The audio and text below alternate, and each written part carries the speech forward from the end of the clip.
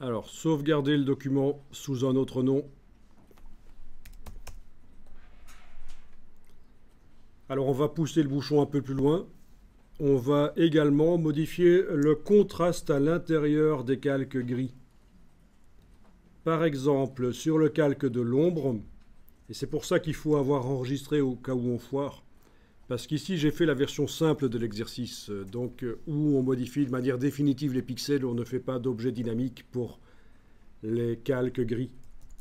Donc on va aller modifier directement.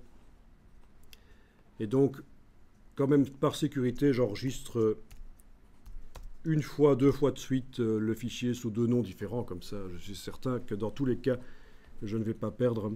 Alors, vous faites un image réglage courbe, c'est-à-dire un CTRL M quand vous êtes en train de travailler sur le calque de l'ombre. Et donc, en plus d'avoir écrété, d'avoir rendu invisibles les pixels les plus clairs, en plus d'avoir modifié l'opacité, vous allez pouvoir mettre 2 points dans le réglage des courbes et les bouger pour contrôler le résultat. Est-ce que vous voulez que ce soit plus contrasté, le calque de l'ombre, ou moins contrasté? Alors, si avec ça, vous n'arrivez pas à obtenir le résultat visuel qui vous plaît, on se demande ce qu'il faut, parce qu'on attaque vraiment la voiture par tous les sens.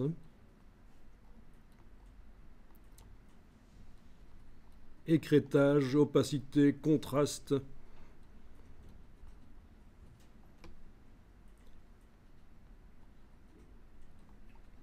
Même chose pour le calque des reflets. J'active le calque gris des reflets. Je fais un CTRL M pour aller chercher le réglage des courbes. Image, réglage courbe. N'utilisez pas de calque de réglage ici. On attaque directement les pixels. Vous mettez un point, deux points, vous les bougez. Et vous contrôlez le résultat visuellement à l'arrière, là.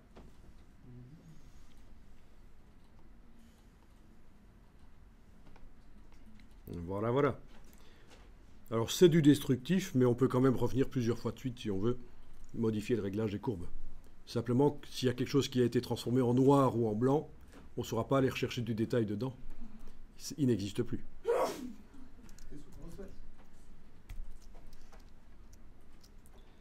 Bien, bien, bien.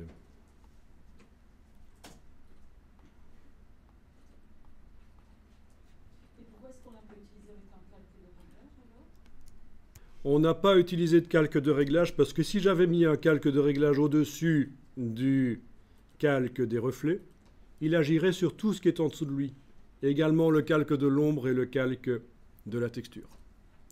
Si je veux utiliser un calque de réglage pour modifier le calque gris ici des reflets, il faut que je mette le calque des reflets dans un objet dynamique et que je mette le calque de réglage dans l'objet dynamique aussi. Mais ça devient un peu compliqué. Comme vous n'êtes pas encore déduit au Photoshop, on va garder ça pour la 3e formation. Comment ça, on n'est pas des... La 3e ou la 30e? Parce qu'on va